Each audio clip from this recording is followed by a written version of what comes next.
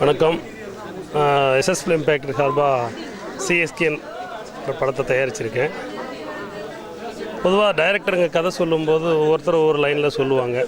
But எனக்கு இந்த கதையை டைரக்டர் சத்யா சொல்லும்போது எனக்கு பிடிச்ச விஷயம் என்னென்னா, சார்லஸ், ஷஃபீக், கார்த்திகாங்கிற 3 கேரக்டர் சுற்றி ஒரு கதை. அந்த கதை எப்படி இந்த 3 பேரை ட்ராவல் பண்ணுற மாதிரி ஒரு விஷயத்தை உள்ள சஸ்பென்ஸாக வச்சுருக்காரு. அந்த விஷயம் எனக்கு ரொம்ப பிடிச்சிருந்தது. அதனால தான் அந்த படத்தை பண்ணலான்ற முடிவுக்கு வந்தோம்.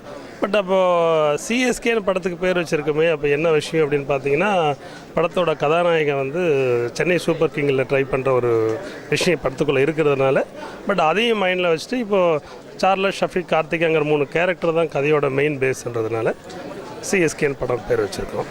இந்த படத்தில் இப்போ ஜெய் குகைனின்னு சொல்லிட்டு ஹீரோயின் பண்ணியிருக்காங்க. பட் ஆல்ரெடி இவங்க ஆரோகணம், மெய்யழகி, அப்படி இது நம்மளோட படம் 3வது படம். பட் அவங்க நல்லா பண்ணியிருக்காங்க.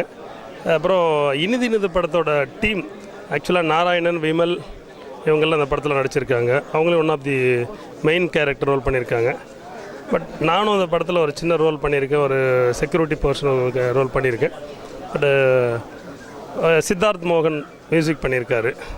இந்த படத்துக்கு லொக்கேஷன் பார்த்திங்கன்னா சென்னையில் ஃபுல்லாக நிறைய எடுத்துருக்கும். பட் கதை ஒரு மாலில் நடக்கிற மாதிரியான ஒரு விஷயன்றதுனால நிறைய ஒரு 4-5 மால் எடுத்து பண்ணியிருக்கோம். இப்போ எல்லாமே கதை ஃபுல்லாக நைட்டில் நடக்கிற மாதிரியான விஷயங்கள்ன்றதுனால கொஞ்சம் சென்னையில் தான் ஜாஸ்தி பண்ணியிருக்கோம்.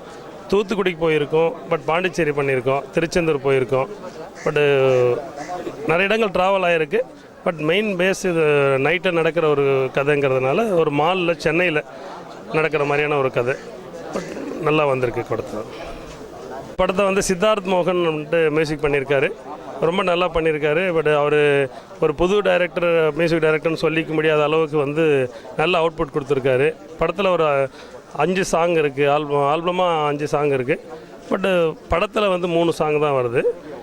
ஏன்னா தேவைப்படல. பட் கதையாக அவர் பண்ணியிருக்க சாங் மொத்தம் 5 சாங். அது 5 சாங் ரொம்ப நல்லா பண்ணியிருக்காரு. பேக்ரவுண்ட் கோர்ஸும் நல்லா பண்ணியிருக்காரு. இப்போ படம் இப்போ மார்ச் 20th மேலே பிளான் பண்ணிட்டுருக்கோம் ரிலீஸுக்கு. தேங்க்யூ.